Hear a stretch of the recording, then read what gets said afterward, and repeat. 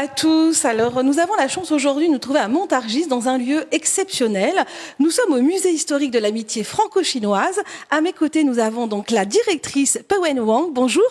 Bonjour, enchantée. Bienvenue. Merci. Et à mes côtés à gauche, nous avons un couple juste magique, donc des artistes qui se sont donc mariés en fait ce week-end. Nous avons donc l'artiste internationale Mona Lisa. Bonjour à toi.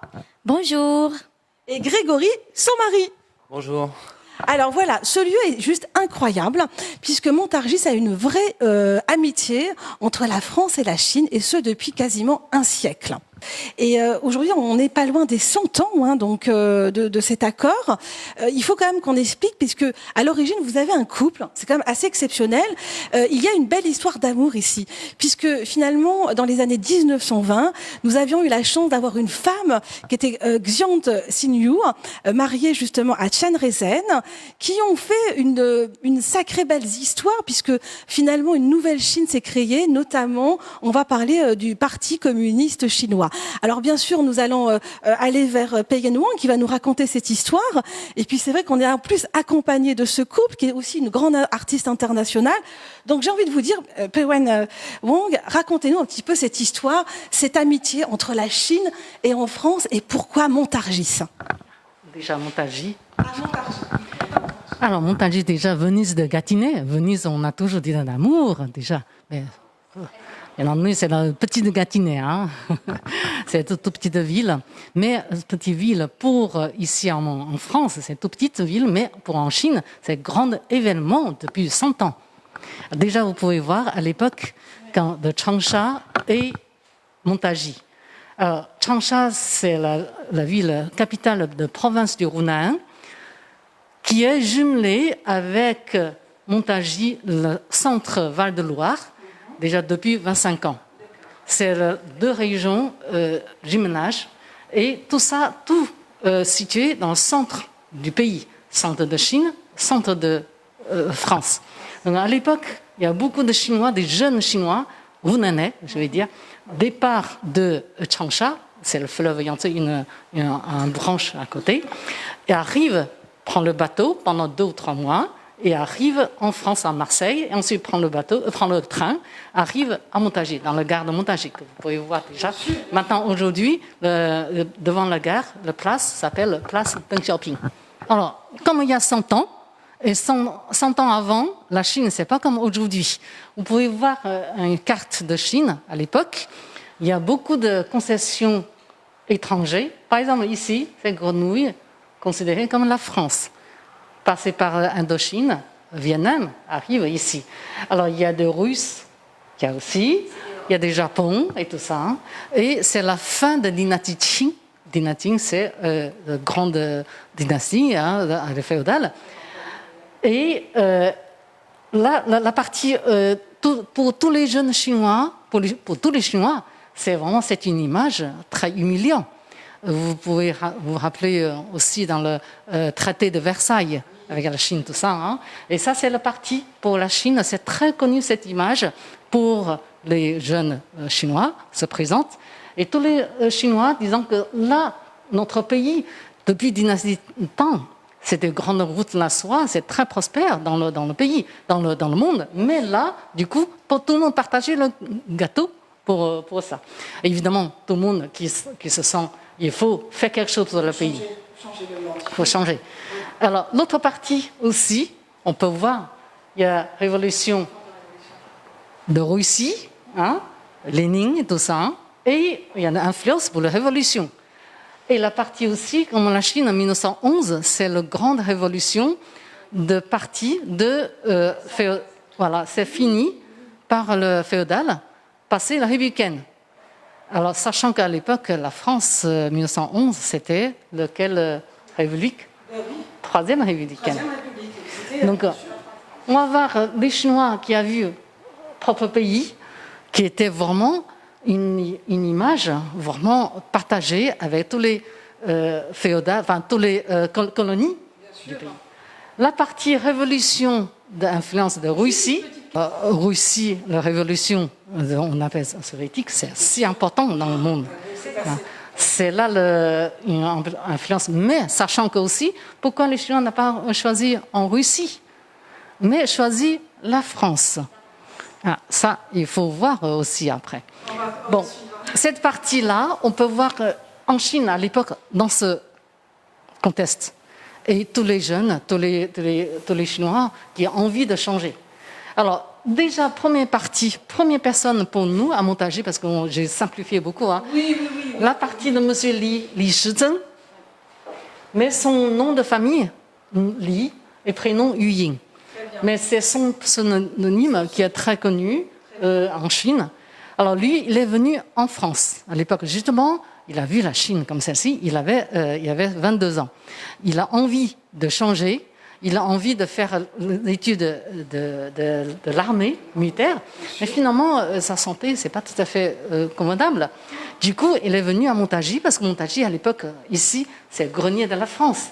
C'est tous les productions céréales, encore maintenant, aujourd'hui, à l'école chinoise.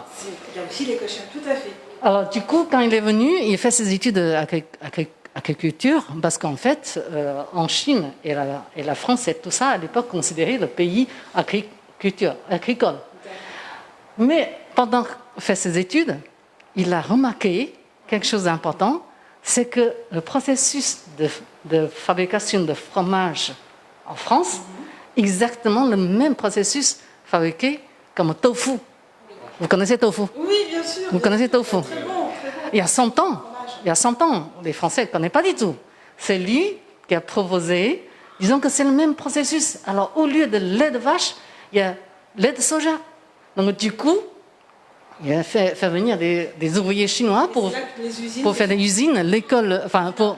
C'est les artisans chinois, c'est pas des ouvriers. Ah. Et quand il est venu, il fait venir pour fabriquer le tofu. À l'époque, tofu, maintenant tout le monde, je suis étonnée parce que tous les Français ils connaissent tofu.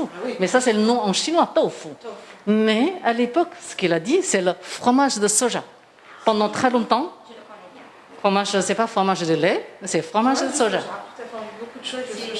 Alors, quand il a fait ça, avec l'usine le soir, il donnait des cours pour un partage d'expérience, un partage de en savoir. français, en chinois, parce que les jeunes artisans, ils ne connaissent pas vraiment l'écriture, parce qu'en Chine, l'écriture, c'est tout à fait à l'époque réservé que pour les intellectuels. C'est là la différence entre artisanat manuel par rapport à intellectuel. Et à ce moment-là, on a le ministre de l'Éducation, M. Tsai Ing-wen, et premier président chinois, Sun Yat-sen, qui était venu à Montargis pour lui rendre visite, disant que, tiens, mais si vous pouvez venir des artisanats qui peuvent fabriquer des choses, mais aussi on peut faire venir des étudiants, des jeunes intellectuels pour venir ici. On se porte pour la jeunesse du futur. Tout à fait. C'est un livre. Donc disant qu'il peut, en travaillant, faire des études. Mais cette partie-là, pour les Français, vous avez l'habitude. Oui. Mais en Chine, maintenant, c'est l'habitude aussi. Mais il y a 100 ans, c'est une idée révolutionnaire. Visionnaire, c'était très visionnaire. Voilà, parce qu'on dit quoi travailler, c'est travailler. Études, c'est études. Jamais. C'est les deux classes sociales différentes. Jamais mélangées. Mais lui, il a proposé ça, disant en France, on fait ça, et pourquoi on ne peut pas faire en Chine? Donc, il a proposé de faire des études en travaillant, pour avoir les familles pas vraiment modestes, ou les familles moyennes. Essayer de créer un nouveau école artisanat. Disons que pour profiter d'un accès pour venir en France, pour voir les Français comment ils travaillaient, comment on peut faire progrès. Parce que pour ça, il a choisi la France. Imaginez, il y a l'Angleterre, il y a l'Allemagne et aussi en France. Pourquoi choisir la France? Bonne question. Vous allez nous le dire. D'après vous. Voilà. Pour vous, pourquoi choisir la France? Pourquoi les Français par rapport aux Anglais, par rapport aux Allemands? Je vous dis la réponse. Parce que le français est une personne agréable à vivre, je ne sais pas. Pourquoi en français? Parce que la France est le capital de l'art. Capitale de l'art pour moi. Capitale de l'art, En de la tant que je mélange suis des une artiste, cultures aussi. j'ai visité le monde. En tant que je suis une artiste, visiter le monde, j'ai visité la France, j'ai trouvé ici des coin agréablement artistique. Alors, je vous dis simplement, enfin, ça, c'est pas moi qui ai inventé. J'ai lu leur courrier des étudiants chinois qui étaient ici. Ils ont parlé. Les Allemands, qui est assez froid. Oui, c'est vrai. C'est tendance. Hein, il y a distance. Hein, et les Anglais, très hautains. Hein, toujours. Mais les Français sont très sympathiques, romantiques, très charmants. Voilà, regarde. Comment on rejoint. On est dans une belle histoire. L'amour, encore une fois, la sociabilité. Voilà. En même temps, aussi, c'est important comme la France, les Anglais, ça c'est sûr, on ne choisit pas, parce que encore aujourd'hui, c'est le système royaliste. Mais quand la Chine qui vient on a battu pour le féodal, il n'y a plus de l'empereur. Mais en France, carrément coupé la tête. Donc il y avait un petit Le roi. qui a fait que Donc, il y avait un changement, des révolutions communes. Choisit la France, république. En plus de la Chine, on connaît très bien la Chine, la France, la Commune de Paris, Révolution française. C'est la grande révolution. Donc, pour eux, choisir la France, c'est tout à fait naturel, normal. Mais de l'autre côté, disons qu'on a sollicité des jeunes Chinois pour venir ici, en France, pour faire des études, pour travailler. Mais de l'autre côté, il a aussi une idée, disons qu'en France, enfin en Chine, les intellectuels et les travailleurs, tellement distingués, et si on fait venir des jeunes intellectuels pour venir ici, on offre le travail, ben, il ne sait pas travailler. Oui, il faut apprendre. Donc, avant de solliciter tous les jeunes Chinois qui viennent, il a sollicité d'abord et a créé différentes écoles préparatoires d'études de travail en France. C'est la seule personne qui avait fait, et surtout le nom études de travailler. Études travailler, ce mot, c'est un mot spécifique. C'est le nom spécifique. Pendant très longtemps qu'on parlait d'études de travail, c'est en France.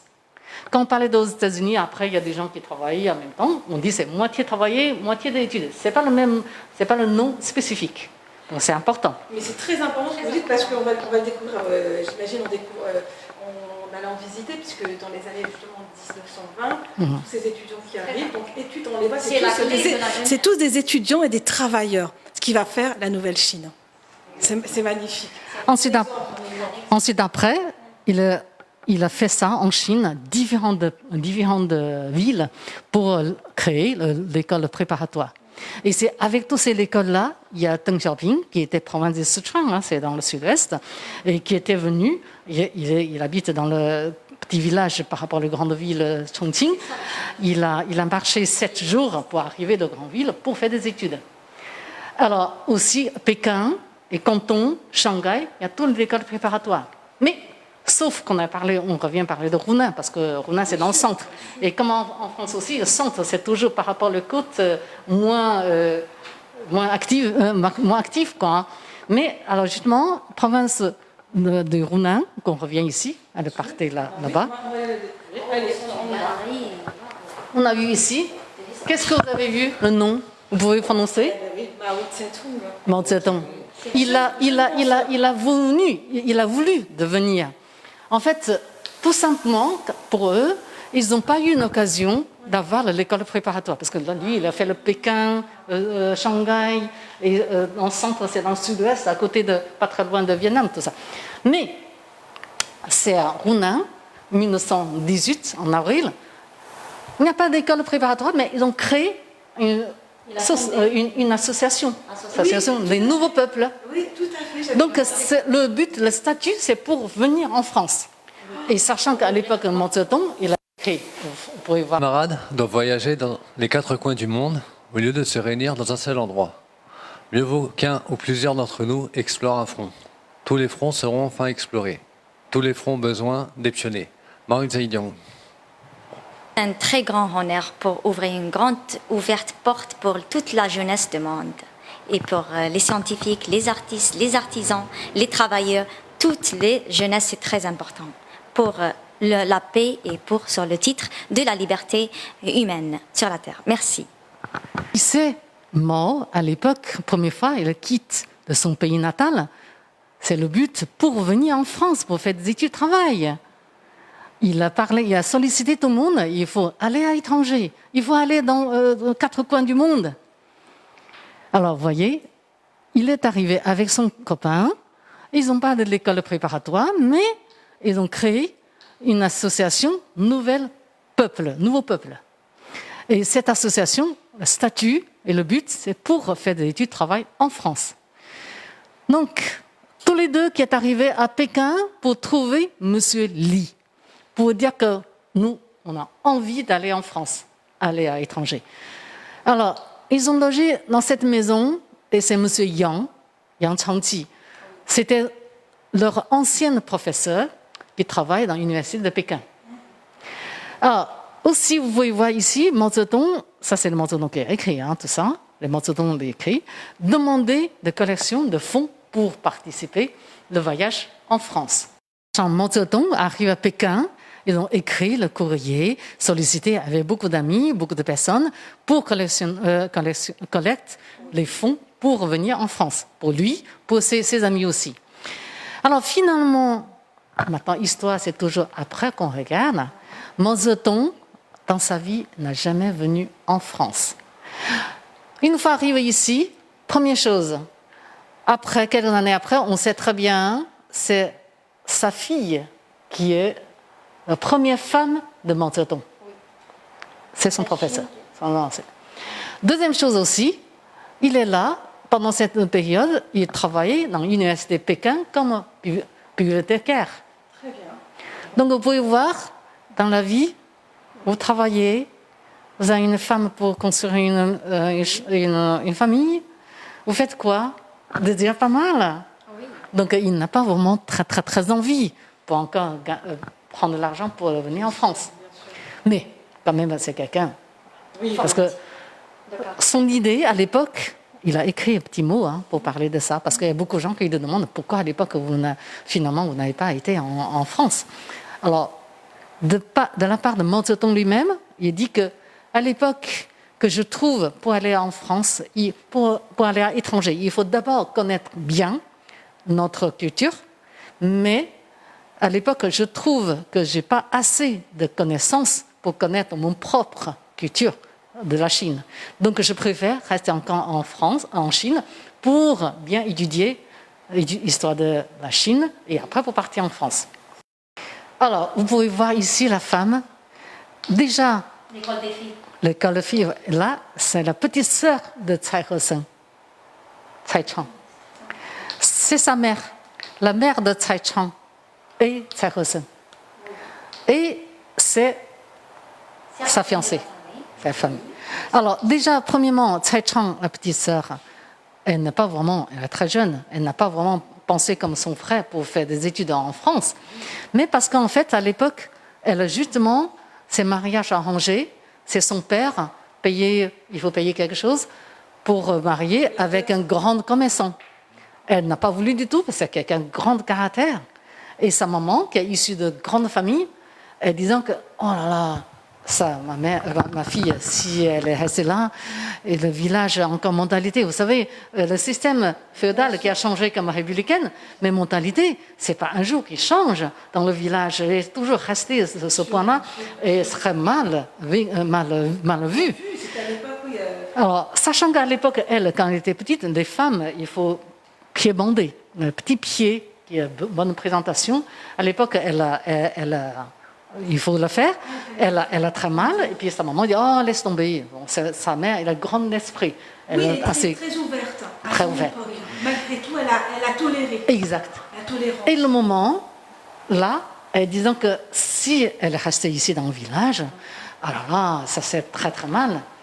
À ce moment-là, elle a décidé de prendre sa fille, aller dans la capitale, enfin dans Changsha, trouver son fils, disant que vous avez dit que la France est un pays de liberté. Allez, on va y aller. Oui.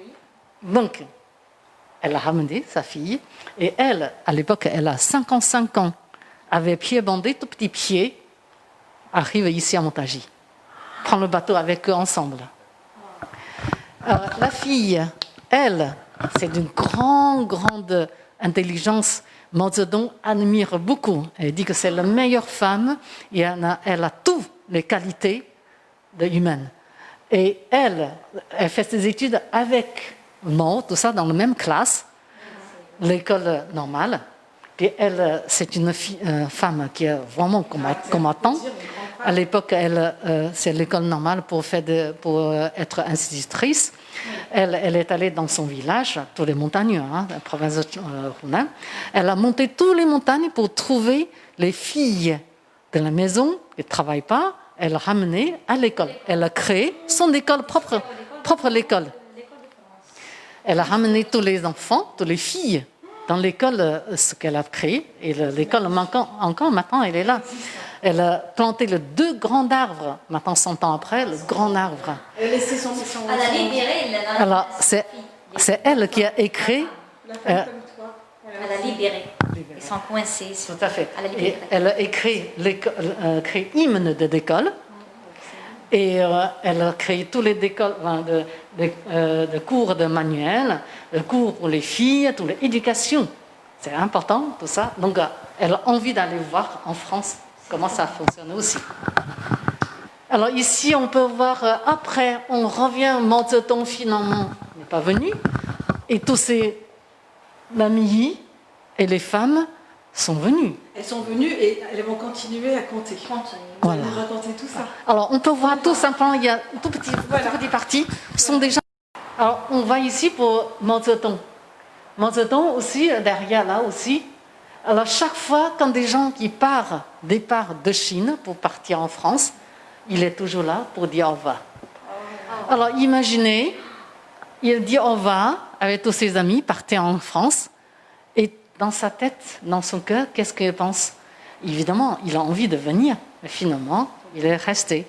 Et toute sa vie, il y a une idée tout à fait, à cause de celle-ci, il n'a pas pu venir en France. Et toute sa vie, elle a fait beaucoup de choses pour les intellectuels. C'est pas très... Parce qu'il a envie de venir. Il a envie d'être parmi eux. Il a envie de faire des études de travail. Voilà. Et finalement, Mao Zedong, c'est dommage, il n'est pas venu. Mais on dit, c'est vrai, Mao Zedong, s'il est venu. Peut-être... Oui, c'est lui. C'est lui la racine. Voilà. Et en plus, la France, il serait... lui, il inspire beaucoup d'idées françaises à l'époque. Mais bon, l'histoire, c'est les vrais qu'on compte. Hein. C'est comme un homme combattant pour la liberté. C'est une forme de pont. Il a été la passerelle. Voilà. Ils sont venus tous en bateau. Oui. C'est pas comment. Il faut dire, c'est un long voyage qui dure combien de voilà, temps? on va parler en haut. Voilà. Vous pouvez voir le bateau qu'on avait fait. Hein, c'est le... Une reconstitution, de belle maquette réelle. Ouais. Bon, alors, ce sont des gens qui sont partis de 1919, au début de mi-mars. Cette partie-là, vous pouvez voir départ de Shanghai. On n'a pas compté comme un départ de Changsha. Hein, de Changsha à Shanghai, c'est déjà, il faut compter un mois ou 2 mois. Hein. Et ça, c'est le nom de bateau et le nombre de Chinois dans le bateau. Vous pouvez voir ici. Wow. Il y en a beaucoup, hein? Dégradés, jusqu'à ils sont devenus pluriels. Alors, je vous ai déjà montré, pour le mois de mars, fin mars aussi, avril. Ça s'évolue, c'est vrai. C'est la date. Et vous pouvez voir, on n'a compté que jusqu'à 1920. Regardez, Mois de 2 décembre. années, 3 années. Pratiquement, vous pouvez voir, pratiquement tous les mois, Toutes les mois. il y a moyenne centaines de personnes. Le départ de 90. Et arrivent en France à peu près 2 mois après. Voyez, C'était une destination. Oui, destination. longue distance. Hein. Enfin, prédestinée où tout le monde est longue distance, mais qui.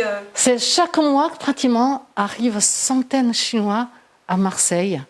C'est pour ça qu'on appelle ça mouvement de travail. C'est le grand événement tous les mois. Mais c'est énorme ce que vous dites parce que ils viennent, donc c'est très très fort. Ça vient de Marseille pour aller dans. Et moi, à Montargis. À propos de ce beau historique, une petite remarque ou observation de la part de l'artiste Mona Lisa Linda. C'est moi, comme une artiste, j'ai observé que tout ce historique et tout ce personnage qu'elle a montré depuis l'année, les années 1919 jusqu'à 1920, ils disent des étudiants, oui, ils cherchent scientifique, ils cherchent l'art, c'est des gens, il a des étudiants, ouvriers. Donc, moi, je pense étudiants, artisans. Et voilà, c'est très important. C'est des artisans. Ça n'a rien à voir avec les ouvriers. Parce que l'ouvrier est venu chercher le pain. Il travaille pour obtenir, il donne sa force pour ramasser quelque chose. Ouvrier, il est ouvrier. Donc, pour l'argent. Mais ces gens, ils sont venus pour le titre de liberté, pour créer des créations, comme c'est des historiques, et c'est des familles, et c'est des gens, même ils sont travaillés en famille, et la jeunesse de le payer, même les filles de les montagnes qui sont venues la chercher les filles, tout ça c'est artisan, tout ça c'est rechercheurs, c'est archéologie, c'est artisan. Et normalement c'est des artisans. L'aspect qui écrivent ici, il faut le mot, faire attention sur le mot. Le monde, c'est très important. Mais moi, quand tu parles sur l'historique, j'ai vu que c'est des artisans, des scientifiques, des chercheurs, des archéologies, tout ça. Ça n'a rien à voir avec les ouvriers, mais c'est un honneur qu'on a de découvrir par toi et par le musée ici. Merci. Ils sont faits tous. C'est étudiants, ils font tout le travail. Alors ici, vous pouvez voir, mais comme tout est écrit en chinois, il y a beaucoup de gens qui sont très connus. Par exemple, on a déjà parlé de Tsai He-seng, grand copain de Mao, Xiang Jingyu, une grande femme, les deux, et sa petite sœur et sa maman. Les 4 personnes qui étaient venues en 1919, jour de Noël, départ de Shanghai. Arrivent ici, un mois après. Leur bateau, c'est plus rapide. Par rapport aux autres, c'est 2 mois après. Alors aussi, Deng Xiaoping, qu'on a connu, c'est lui qui a ramené le monde, la Chine vers le monde. Et Zhou Enlai, à l'époque, c'est Mao, c'est le premier ministre de l'époque de Mao. Hein. Et aussi, par exemple, Cheng Yi, à l'époque, c'était le ministre des Affaires étrangères, maréchal. Et c'est lui qui a signé avec Charles de Gaulle pour les relations diplomatiques franco-chinoises. Et tous ces gens-là, et la Chine, des Chinois, on connaît tous les noms connus. On a seulement mis quelques noms, hein. On n'a pas mis tout le bateau. Vous avez vu, là, il y a tellement de monde, 200 personnes, on ne peut pas mettre toutes 200 personnes. C'est des gens qui sont un peu plus moins connus.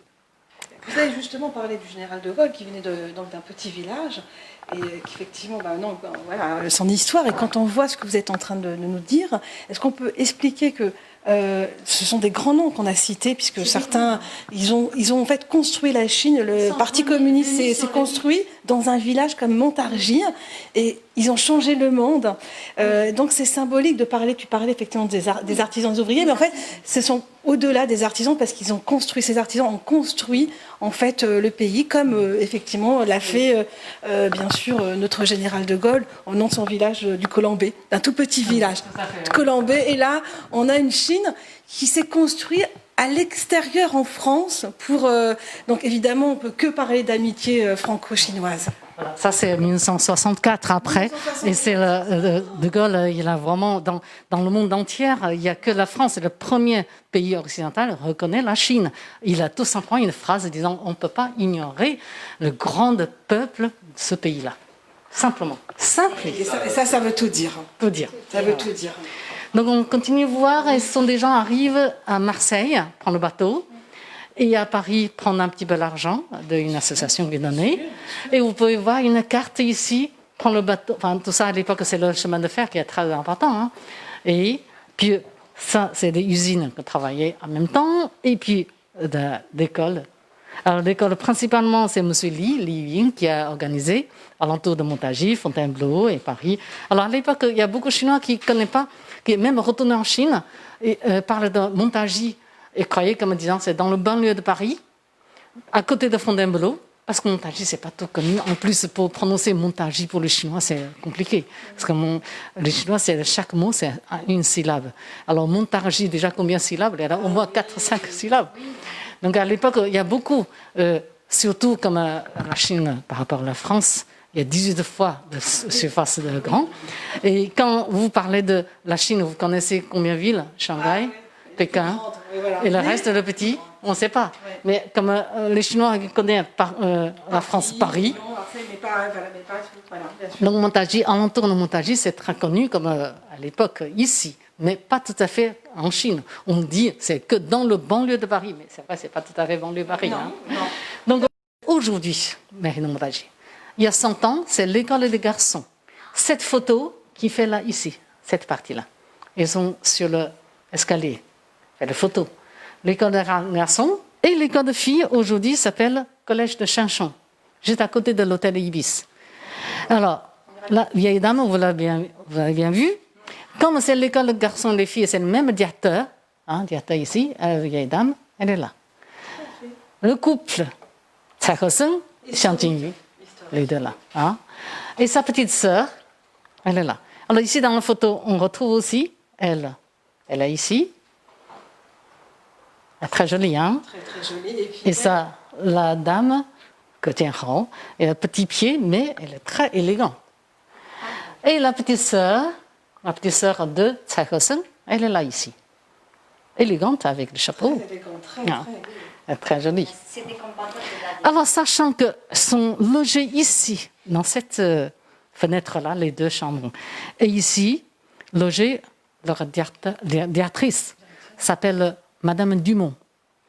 Madame Dumont, c'est une femme très, très forte. C'est à l'époque, il y a 100 ans, hein, ça veut dire. Elle était la première femme agrégée de mathématiques. Elle est directrice de cette école des filles. Les femmes qui ont logé ici, et ici, la directrice, et elle a un fils qui s'appelle René Dumont. René Dumont, 1976, je crois, il était candidat de présidentiel, parole des Verts. C'est quelqu'un de grand agronome. C'est agronome, tout à fait. Alors, il a vécu 101 ans. Il a écrit son biographie. Il a dit que pourquoi il a choisi agronomie. À l'époque, au-dessus de chez lui, il y a des jeunes Chinoises qui sont logées là. Et ce sont des jeunes Chinoises qui ont vraiment, tous les jours, il faut manger du riz. C'est lui qui a ramené pour chercher du riz. Et Montargis, il n'y a pas beaucoup de riz. Et finalement, elles ont trouvé dans le grain de riz, ça coûte très cher. Ils sont des filles qui sont bien fait attention, économisées pas mal. Mais quand une fois qu'ils ont vu le riz, ils ont acheté grande quantité, même très cher, ils ont acheté tout. Alors, il était tellement étonné de ce petit riz magique. Et les Chinoises qui ont dit, parce que si on ne mange pas du riz dans la journée, on a l'impression qu'on n'a pas mangé le repas. Ensuite aussi, comme la quantité énorme. Vous savez, encore aujourd'hui, en France, quand dans le supermarché, ou encore vous avez trouvé le riz, c'est toujours 250 grammes, hein, ou 500 grammes. Vous pouvez voir dans le supermarché chinois, c'est toujours de grandes quantités, 20 kilos, je sais pas, 30 kilos au moins. Donc encore 100 ans après, on n'a pas beaucoup changé pour le riz. Hein. On aime ça de toute façon. Mais sachant que M. René Dumont, c'est très important parce qu'il a travaillé beaucoup avec le tiers-monde. C'est lui qui a proposé en Afrique, Cuba avec Castello, disant que, allez, planter du riz pour nourrir les peuples. C'est très symbolique, oui. Donc il y a toujours quand même... c'est très humaniste. Voilà, 1947, Tsai Chang, elle est retournée ici parce qu'elle a participé au congrès international des femmes. Mais à Genève, elle prend cette occasion pour retourner ici pour voir encore son ancienne directrice. Mais malheureusement, Madame Dumont, elle était décédée un an avant. Et c'est Monsieur Dumont qui l'a rencontré, René Dumont, disant que, la dame a dit, maintenant tu es agronome, il faut aller en Chine. Vous savez, c'est 1947, hein, vous savez, on a déjà passé longue marche et on a déjà passé tout avec, on a déjà battu les Japonais. On va créer notre Chine nouvelle. On a entièrement Chine nouvelle sous notre contrôle. Et là, Monsieur Dumont, il ne croyait pas ses yeux, disant que c'est des jeunes à l'époque, même il faut trouver tous les jours du riz. En plus, avant de partir, ils sont encore restés un petit peu de dette. C'est sa maman qui avait remboursé tout ça. Mais finalement, René Dumont, il est allé en Chine pendant sa vie, et d'aller là-bas 7 fois, et il a écrit 4 grands ouvrages sur la campagne de Chine. Et encore, aujourd'hui, dans le grand INEGRA, c'est le grand Institut national d'ergonomie, ces 4 livres, c'est encore la grande référence pour la Chine. Sur les photos de groupe, ici, il est déclaré ici. Alors, on va vous donner le micro. Voilà. C'est une photo de groupe. Moi, je vois des photos de groupe, ça écrivait photo de groupe. C'est pas une photo au hasard, c'est pas un familial, mais c'est une photo de groupe d'étudiants, artisantes, les femmes combattantes, je vois. Et il y a une petite ange ici, je vois qu'il y a une maman ici avec sa fille. Oui, c'est vrai. À propos de ça, oui, c'est un peu... sous les jeunes aussi, par exemple, elle avec son mari, après, il y a un enfant. Et même, donc il y a des mamans, des jeunes filles, ils sont mariés, elle fait oui, des grandes dames, oui, c'est très important. Ça, ça veut dire qu'ils sont étudiants et tout le monde y pense, c'est la jeunesse. Mais ici, c'est un bon mélange de combattantes et femmes. Oh, c'est très important. Très belle remarque aussi. C'est intéressant d'avoir aussi un avis artistique et en plus sur le cadre d'une jeune mariée. Merci. Alors ici, c'est vrai, sont arrivés en France. Il y a par exemple, Deng Xiaoping, il a passé 6 mois à Bayeux pour apprendre français. Et il y a des gens qui ont directement, ça c'est le professeur de Mao Zedong, en Chine, tellement connu, c'est là. Et il y a des gens qui ont directement allé à l'Université de Paris. Il y a pas mal. Mais Deng Xiaoping, à l'époque, ils ont travaillé aussi. Atelier de Eiffel, c'est lui qui a construit Tour Eiffel, mais c'est ses premières œuvres pour l'industrie. Atelier d'industrie, mais c'est atelier de chaussures. Et à l'époque, il y a beaucoup de femmes qui travaillent là-dessus. Parce que l'atelier chaussures, par rapport aux autres travaux, c'est moins lourd. Alors, Deng Xiaoping, à l'époque, il n'était que 16 ans, 17 ans. Il a passé son anniversaire 18 ans dans cet atelier-là. Et parce qu'il était petit, toujours, il travaille là. Et ça, c'est les outils qu'on avait travaillé. Par exemple, là, c'est au milieu, c'est le couteau pour les femmes après. Et là, c'est pour lancer.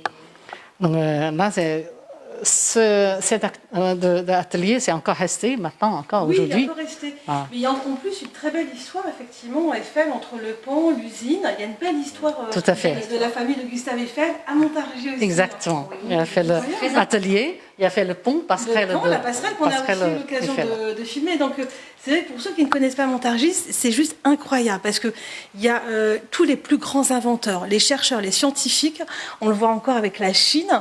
Et c'est important de découvrir effectivement Montargis parce que finalement, on peut dire que c'est une ville de culture, d'artistes, mais c'est une ville internationale et elle a permis justement l'ouverture, les éveils de conscience. Et quand Eiffel est dans le coin, la Chine aussi, c'est agréable. Ça montre encore une fois une amitié. Et aussi, pour un petit mot sur le Hutchinson. À Hutchinson, c'est la fabrication de caoutchouc. Le caoutchouc, c'est la révolution aussi. C'est innovation. Voilà, c'est pour qualité de vie plus long. C'est grâce à caoutchouc. Et on a mortalité humaine, c'est beaucoup baissé.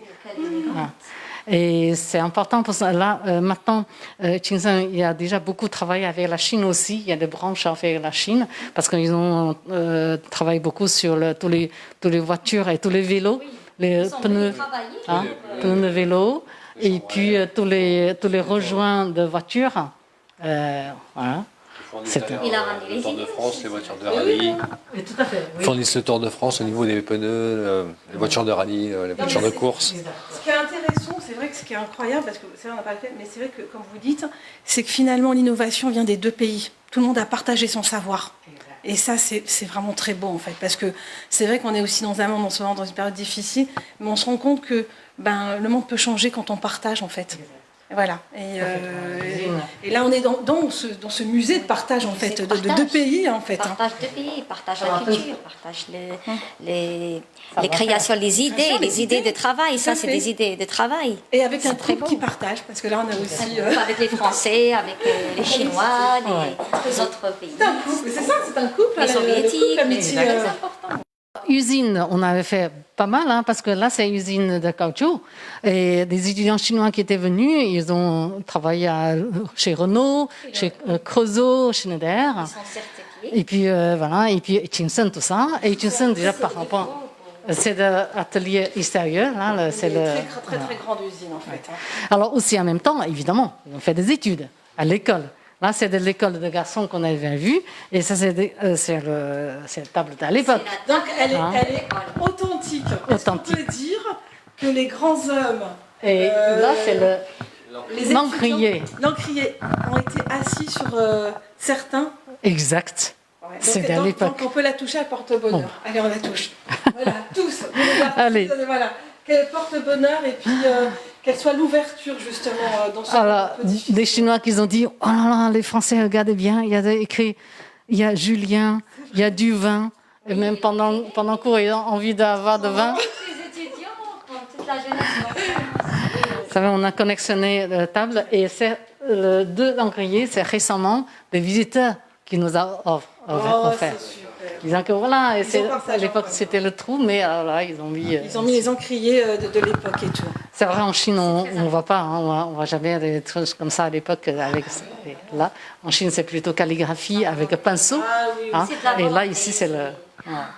Non mais là, vous savez, vous nous faites voyager vraiment. Voyager sur le temps. C'est très agréable parce qu'on est à la fois, effectivement, on a l'équipe technique derrière, on a aussi la jeunesse, un artiste qu'on va voir tout à l'heure. Et on a ce couple, on a l'amour et l'amitié. Vraiment, c'est un plaisir. Nous, on est heureux parce que c'est improvisé. Et ces moments improvisés, c'est aussi une chance pour nous de faire partager ce savoir et cette connaissance. Parce que je pense que voilà, Montargis, c'est aussi un lieu à découvrir pour tous. C'est la petite ville, c'est pas comme à Paris, on ouais. peut tout. Et puis oui, mais quand même, les fleurs, il y a une belle histoire. Donc c'est d'un point de vue Tout culturel. derrière cette histoire. Voilà. Le point qu'on va laisser ici, derrière nous, il va commencer, c'est les deux mariés ou bien les fiancés artistes. Donc, tu peux nous continuer le chemin. Voilà. Alors, on peut voir Xiang Jingyu, Cai Heseng, grande amie de Mao. À l'époque, ils sont venus à Montargis. Et c'est pendant le chemin sur le bateau de Chine en France, ils ont échangé des poèmes d'amour. Ensuite, après, ils ont envoyé leurs poèmes à Mao Zedong, disant qu'entre eux, il y a de l'amour. Et ils vont se marier. Mais ils ne veulent pas avoir le système de mariage, le système de féodal. Oui. Donc, alors Mao Zedong qui a répondu disant que c'est d'apprendre alliance. Allez-y. Alliance de Zhang Jingyu et Cai Heseng à Montargis. Photo du groupe du 1er mai 1920 de Cai Heseng et Yang Jingyu, assis côte à côte à Montargis, avec le capital de Marx ouvert dans leurs mains. La photo montre leur alliance d'amour et d'idéologie progressiste. Mao Zedong est heureux d'apprendre l'alliance de Xiang et Cai et espère que tout le monde se libérera de l'ancien régime de mariage. Leur fille Cai Ni fut conçue à Montargis et y revient en pèlerinage 80 ans après à l'invitation de l'association Amitié Chine-Montargis. C'est merveilleux, miracle. Vous savez, tous les deux qui se mariaient, assis sur le jardin d'Iosi, petit banc, et ouvrent tous les deux ensemble le capitalisme de Karl Marx. C'est une photo considérée leur photo de mariage. Aujourd'hui, et vous avez fait des photos de mariage aussi dans le jardin d'Iosi. On a fait, oui. Malgré que ce n'est pas le grand livre de Karl Marx de capitalisme, parce que le capitalisme, c'était 100 ans avant. Mais sachant qu'à l'époque, imagine, l'ancien régime de mariage, pour eux, Encore maintenant, 100 ans après, on sait très bien tous les régimes. Mais à l'époque, ils sont dépassés vraiment le système. C'est là la liberté en France. Et c'est là le progressiste. Il veut absolument la société progresser. C'est-à-dire, ce n'est pas le mariage qui compte pour le système de régime, c'est l'amour qui compte. Écoutez, là, moi, Et on est là pour la mémoire, pour Voilà. retenir la mémoire. Alors justement, je suis sous l'émotion. Voilà, c'est vrai, on est là pour la mémoire, mais on est là pour la mémoire aussi de l'amour. Je suis sous émotion parce que vraiment, c'est improvisé. C'était pas un rendez-vous, c'était un rendez-vous du destin. De l'amour, de l'amitié franco-chinoise. Et j'ai vraiment besoin d'entendre notre artiste internationale qui est Mona Lisa Linda, qui justement est une femme très engagée. Avec un parcours incroyable, qui accompagne aussi de la jeunesse, puisqu'on a une jeune artiste aussi, qui est masterisée, qui est reconnue à l'UNESCO. Donc c'est très symbolique parce que je vais lui laisser un peu le dernier mot à vous, mais je la vois sous l'émotion, viens ici et parle, parce que c'est important. L'union s'est faite avec Grégory aujourd'hui, en fait, et c'est vraiment incroyable qu'on ait eu cette chance exceptionnelle d'avoir le musée qui s'est offert à nous, à vous. Et voilà, c'est vrai qu'on est dans cette phase du Covid, on vit une crise sanitaire exceptionnelle, mais j'ai envie de vous dire qu'on termine avec l'amour, peut-être que l'amour sera plus fort et qu'on pourra se bagarrer et que finalement unir toutes les forces feront qu'on sauvera peut-être le monde. Voilà, alors Linda, je te laisse parler parce que voilà, je suis sous émotion, j'ai parlé aussi. À propos de cette logo d'amour, logo de la liberté, nous la jeunesse, ça c'est une mémoire pour devenir logo de nous tous. Moi, comme une artiste, maintenant je suis sur mon mariage artistiquement, je suis une artiste, donc ça c'est la mémoire.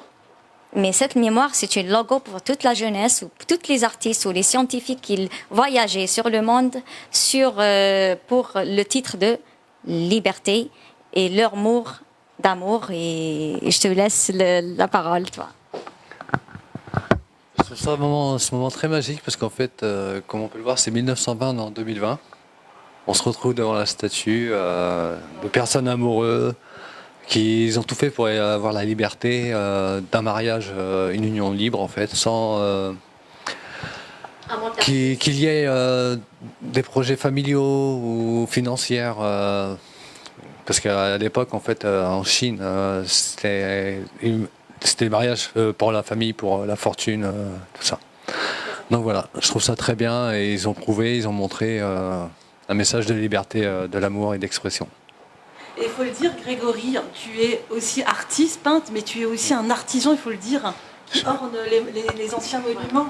Voilà. C'est important. Donc je suis peintre aussi et je travaille français. Peintre algérienne. Peintre algérienne qui est ma femme. Oui. Voilà, j'ai travaillé aussi dans les monuments historiques, voilà, dans tout ce qui est ornement, des choses comme ça, par rapport à mon métier que j'ai fait avant. C'est comme le historique, comme la mémoire. Voilà. Ici, c'est la même. J'ai senti de moi-même quand elle parle quand elle parle de les deux, mémoire, logo d'amour, logo de combattre pour l'art ou pour le scientifique ou pour l'artisanat ou pour le projet ou bien le but de commencer à travailler. Ça, c'est très important pour moi. Et c'est pour ça que je suis là aujourd'hui. Et c'est pour ça elle me donnait la force. Et aujourd'hui, c'est mon mariage. Et c'est un mariage d'amour, en plus, mariage d'amour artistiquement. L'amour, c'est quoi? Moi, j'ai venu ici pour la liberté. Mon titre, c'est la liberté. Tout le monde, ils disent la liberté, être toute seule. Non, la liberté, on est tous ensemble, combattre pour la liberté, pour donner des idées, pour changement culturel, les changements de travail, de scientifiques, pour y aller dans un futur de la paix, loin des soucis de guerre ou autre chose.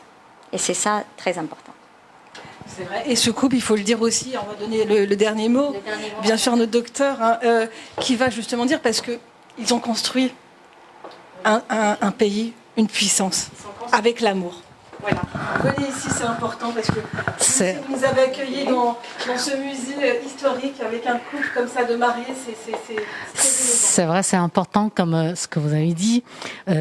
Tous ces jeunes-là, à partir d'amour, de quelque chose de liberté, et liberté, c'est pas seulement un petit domaine, ça veut dire c'est l'esprit liberté et les pensées liberté. Et sachant que ce sont des gens, c'est pas seulement au départ pour changer le monde, changer le pays, c'est pour progresser en fait. C'est simplement pour dire que c'est vrai anarchiste, ça veut dire on était vraiment Pour le changement, là, pour le changement. Pour aller vers Ce changement, c'est pour le progrès, pour progresser, pour une société évoluer, pour tout le monde évoluer. Justement, c'est comme depuis toujours, pour le mariage, c'est un thème international, tous les pays, tous c'est pareil, mais c'est comme prendre liberté comme l'amour. C'est l'exemple.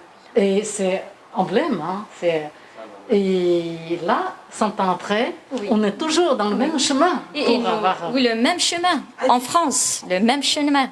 Oui. Et là il faut le dire parce que effectivement, on va célébrer les 100 ans, on est à la veille, les 100 ans demain. C'est important ça. C'est très important. Donc vous rentrez un peu dans l'histoire là. Tous ensemble. Ce sont des gens qui ont progressé non seulement pour la vie quotidienne. Vous voyez, elle a coupé les cheveux parce qu'à l'époque, en Chine, c'est le grand natte, hein, quels soient les hommes et les femmes, parce qu'ils considèrent les cheveux, c'est la vie, on ne coupe pas. Donc là, et à l'époque, c'est 1920, sont des gens qui ont osé de couper, révolutionnaire, c'est vraiment ces pensées que pas comme rétréci, qu'une idée pour tout le monde. Couper les cheveux et les vêtements. Et là, vous voyez, ça c'est le vêtement occidental, français. Français, oui. Voilà, La modernité. Voilà, La à côté, modernité. Chinoise, française, c'est bien mélangé ensemble. C'est beau, Hein. c'est très beau. On a le couple, la mixité. Ils nous ressemblent. Ils nous ressemblent beaucoup. Et puis une idée de mariage, disons, c'est alliance. On n'est pas obligé d'avoir le mariage avec un régime. Et aussi, c'est eux qui ont fait progrès dans le système de pensée et système de politique aussi. À ce moment, on va voir. Oui. Alors, on va aller voir. Mais vous voyez, c'est un... Allez, on vous suit. On vous suit. Terminé. Vive la France, vive la Chine, vive les artistes. Et puis, on vous invite à découvrir rapidement Montargis. Voilà.